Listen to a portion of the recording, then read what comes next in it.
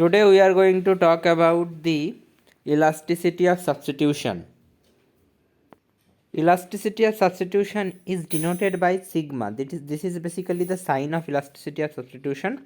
What it measures? It measures the curvature of the isoquant.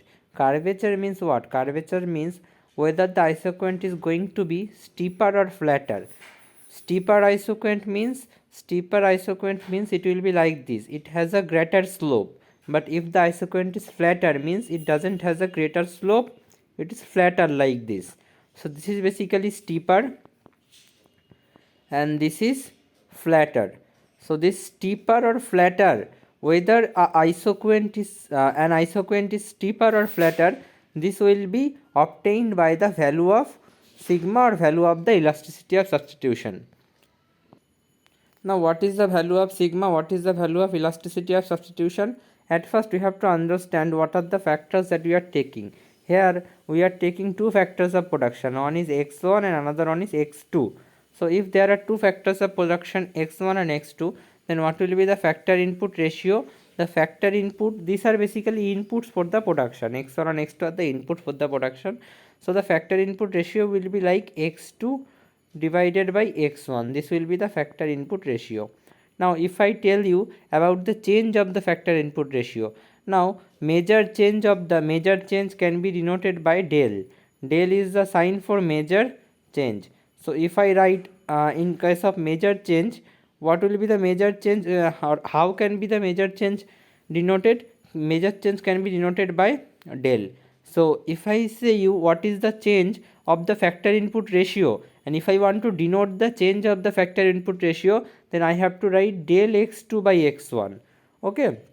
Now what is factor input ratio and what is the major change in factor input ratio? Both are clear now. Now what is the value of sigma or what is the value of elasticity of substitution? That is, at first we have to write the change in factor input ratio. What is the change in factor input ratio? This is the change in factor input ratio. So at first we have to write this del x2 by x1 and then we will divide it by x2 by x1 again. We will divide it by x2 by x1. So this is for the numerator part. In the numerator part we have to take the major change of the factor input ratio, that is del x2 by x1, and divide it by x2 by x1. Similarly in the denominator part we have to take the technical rate of substitution. Now TRS or technical rate of substitution, if I tell about the technical rate of substitution and if I tell about the major change in the technical rate of substitution, then it will be del TRS. So in the denominator part we will take del TRS and it will be divided by TRS.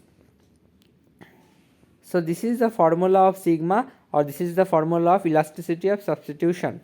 That is del x2 by x1 divided by x2 by x1 divided by del TRS by TRS.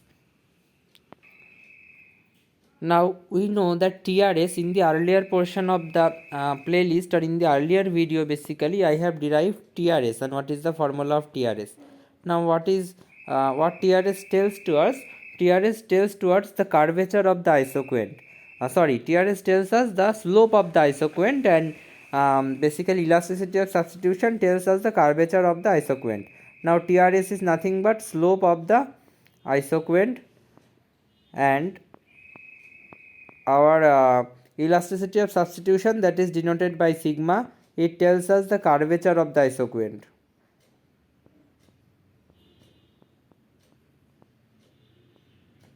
So in the formula of elasticity of substitution we need the value of TRS.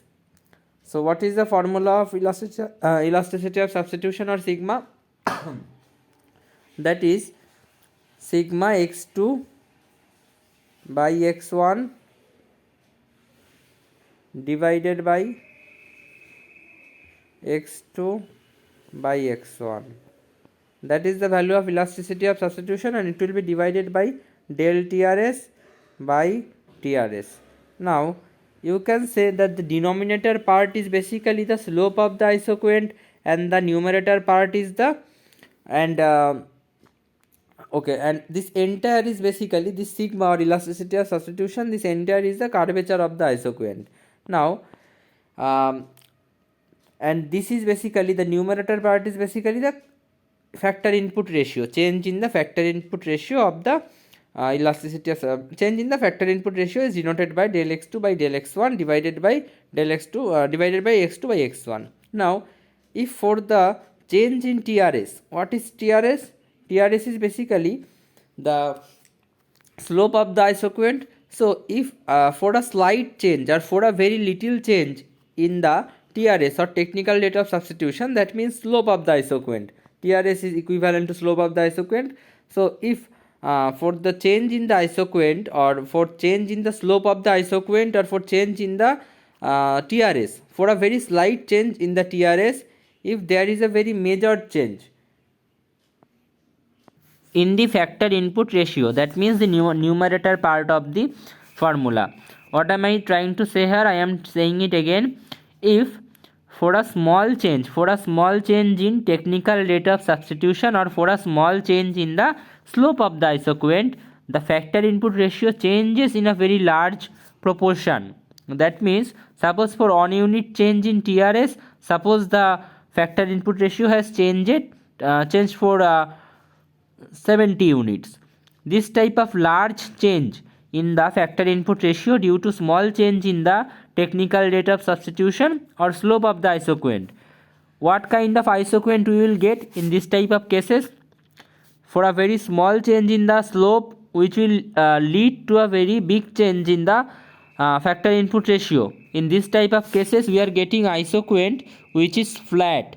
We are getting isoquant which is flat, and the value of sigma, that is the value of the curvature. Obviously the value of curvature is going to be curvature of isoquant or elasticity of substitution. Value of the elasticity of substitution will be very large, because we can easily derive this from the equation. This portion is becoming smaller because it has changed very small, and this portion is changed very large, so obviously the fraction will be large, so the value of elasticity of substitution will be large. Now, as I have said that the value of elasticity of substitution is change in the factor input ratio, that is del x2 by x1, which will be divided by x2 by x1, and this entire is divided by del TRS by TRS. Now, if for the change in the technical rate of substitution, that is for the change in the slope of the isoquant, the factor input ratio changes very small, in a very small proportion, or there is a very minor change of the factor input ratio due to change in the slope of the isoquant. Which one is the slope of the isoquant? This TRS is basically the slope of the isoquant. So if for the change in the slope of the isoquant, if the factor input ratio changes very small proportion, in a very small proportion, then we have to take the limit for this function, or we have to do the logarithm after that. So how can we do this? Basically we have to write this function. Now for small change we are not supposed to use del.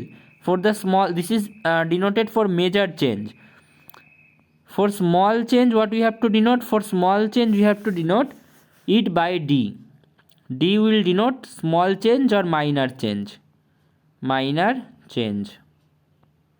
Now, so we have to write d in place of delta.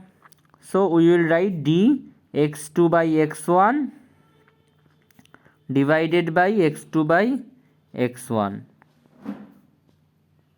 This is basically our, and here in this part we will write d TRS by TRS.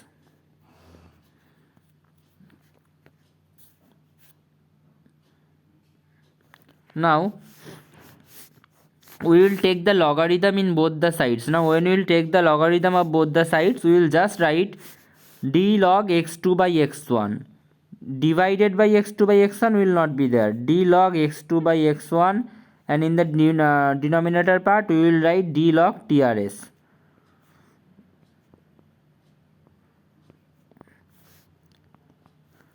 So it is now becoming d ln x2 by x1.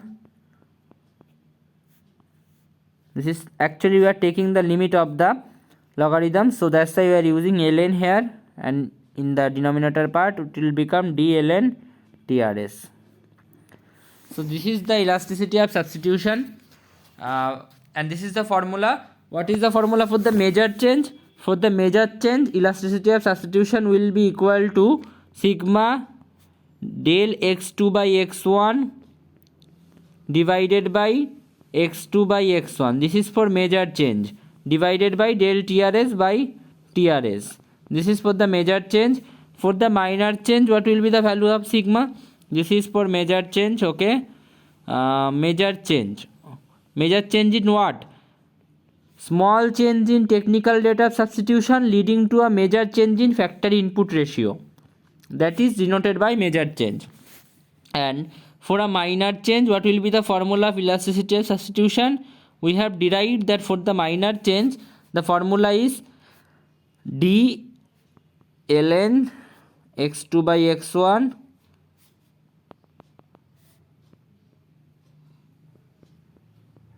divided by d ln trs. Okay, so this was the formula for the minor change as well, and this is written here as. Now we will find to determine the elasticity of substitution for a Cobb-Douglas function, which has the form of. Now the Cobb-Douglas function has the form of f1, a function of x1 and x2, and that is denoted as x1 to the power alpha, x2 to the power 1 minus alpha. This is a Cobb-Douglas function, and we have to find out the elasticity of substitution for this function.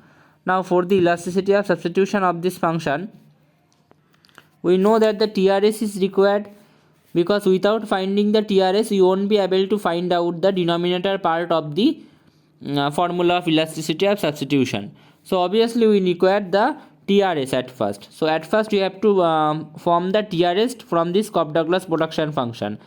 In the earlier portion I have derived the TRS for this Cobb-Douglas production function.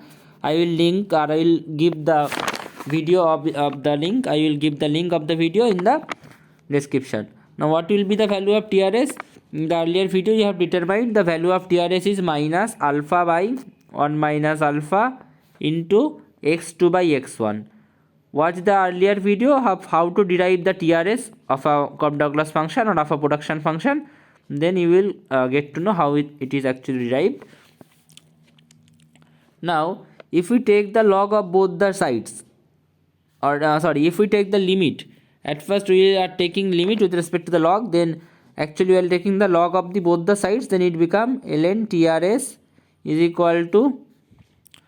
Now in the rule of log mn is what? Log mn is basically, if m and n are multiplied, then log m and n it becomes log m plus log n, right? So here also these two are multiplied, so we can write ln this part.